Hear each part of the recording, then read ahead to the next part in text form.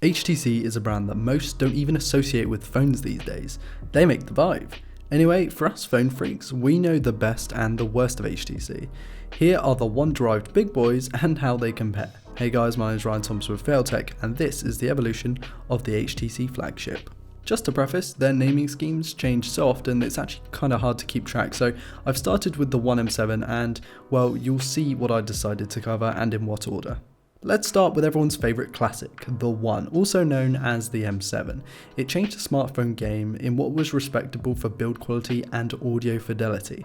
A gorgeous array of colours were available, and the metal casing was known to be one of the best of its time, for Android phones at least, paving the way to premium devices we use today even.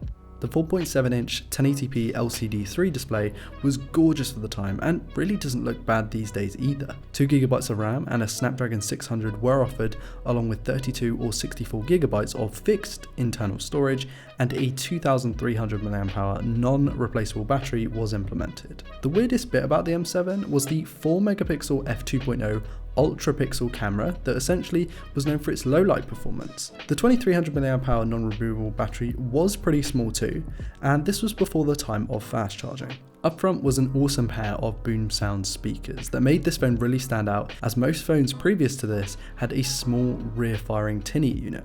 Boom sound would make a return with the M8, the next generation of One from March of 2014. Its display was up to 5 inches to accommodate the on-screen nav buttons and continued to utilise the LCD3 technology. 2GB of RAM and a Snapdragon 801 SoC were installed with a lower 16 or 32GB of internal storage, but microSD expansion was introduced for the first time.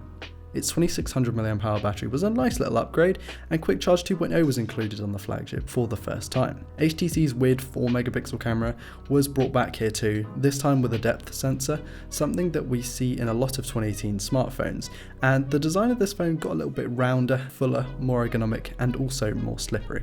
The 2015 One M9 was a step in the right direction. Whilst it kept the same display, it dropped the gimmicky ultra-pixel camera in favour of a more traditional 20MP unit that could shoot UHD video now. 3GB of RAM and Snapdragon's controversial 810 were now brought together to make up the M9's platform. It was upgradable to Android 7.0 as well, which made for a decently well-supported phone even for 2015, even if Sense UI has never been the most intuitive skin. The 2840 mAh battery was a small improvement, although we'd have liked to have seen upwards of 3000 due to the famously inefficient Snapdragon 810 SoC.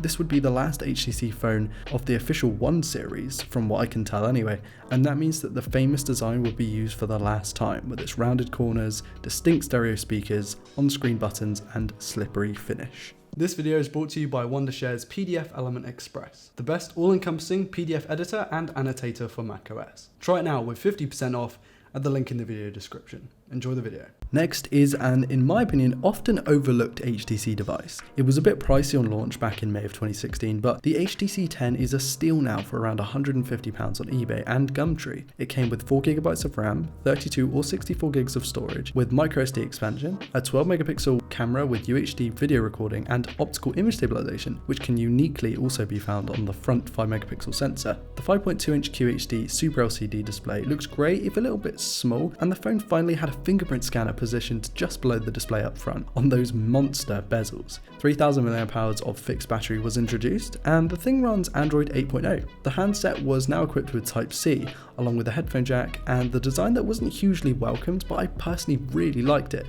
Sure, it didn't fit the tradition, but the big chamfer and cool colours were refreshing. The bottom firing speaker now paired with the top firing unit to not quite equal boom sound, but it made for a decent set of speakers compared to its competition. A quick naming scheme migration again, this time to U. The U11 would bring some welcome changes to HTC's flagship phone. A huge spec bump to a Snapdragon 835, 4 or 6GB of RAM, 64 or 128GB of storage, slightly larger 5.5-inch QHD Super LCD display, and the same 3000 mAh battery. The phone also incorporated a glass back, omitted the headphone jack, and ups the front camera to 16MP, with the rear 12MP unit staying pretty much the same as the previous. The new colours were awesome, and that's something I really like about HTC phones. Oh, and I forgot to mention, this thing can be squeezed to open various items. Nice.